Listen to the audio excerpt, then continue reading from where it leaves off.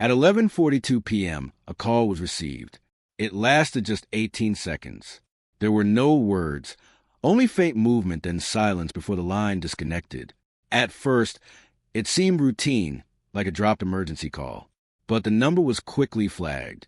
It belonged to 34-year-old Amara Okoye, who had already been reported missing from her home. When dispatch traced the signal, initial data pointed to a nearby cell tower. But a deeper analysis revealed something far more unsettling. The call had not traveled at all. It had originated from inside the house, the same house that had already been searched and believed to be empty. If the call came from inside, then someone was still there. The question became unavoidable. Who made it? Amara lived alone in a quiet residential area, known for her strict routine. Every morning her lights came on at 6:30 a.m. Every night, they dimmed at 10:15 p.m. When that pattern stopped, neighbors noticed. 3 days before the call, her porch light stayed on overnight. By the second day, concern led to a welfare check. Officers found no signs of forced entry. The house was locked, undisturbed. Her laptop was open, a mug of tea sat unfinished, but her phone was missing. It looked as if she had simply vanished. The house was compact, with limited access points and security cameras that had gone offline days earlier.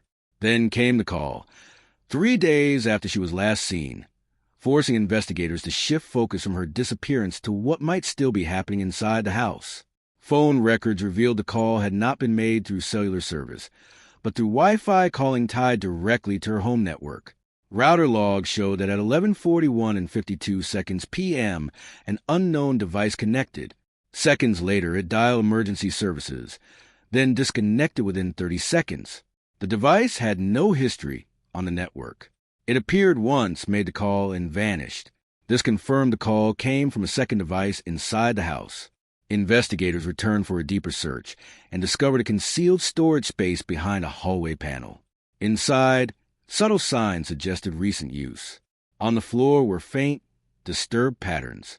Near the wall, they found a disposable mobile device with its battery removed. It had no SIM card but supported Wi-Fi calling. Forensics confirmed it was used at the exact time of the call. Security footage from nearby homes showed no obvious entry or exit, but one camera captured a figure approaching Amara's door 2 nights earlier. The person entered without hesitation, suggesting familiarity and access. Attention turned to Daniel Ease, a former contractor who had worked on the house months earlier. He had installed parts of the internet system and knew the layout, including hidden spaces. Records showed he had recently purchased a prepaid device matching the one found in the house. His personal phone showed no activity at the time of the call, aligning with the use of a secondary device. Still, one question remained. Why make the call at all? Investigators began to realize the call was not meant as communication, it was evidence. Audio analysis of the 18-second recording revealed faint background noise. After enhancement, it formed a recognizable pattern. A door closing slowly, followed by the soft click of a lock engaging. The timing was deliberate. The call had not been made during an escape attempt, but immediately after confinement. This changed everything. It meant the call captured a moment, not a message. Further forensic work confirmed Amara's presence inside the hidden space after the initial search. She had not disappeared from the house.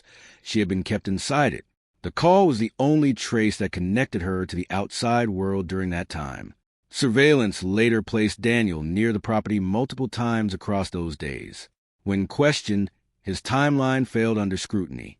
The hidden space, the device, and the access all pointed to him. But it was the call that proved the truth. At 11:42 p.m., 3 days after she was believed to be gone, Amara was still inside the house, and someone else was there with her. Daniel Eves was arrested and charged. Investigators uncovered a calculated pattern: controlled entry, use of internal systems, and manipulation of the environment to avoid detection. The house had never been empty, it had only seemed that way. The case changed investigative procedures, placing greater emphasis on internal searches and digital traces, because in the end, 18 seconds was enough. Enough to expose what had been hidden, to rewrite the timeline, and to reveal the truth. The call did not come from outside. It came from the truth hiding within.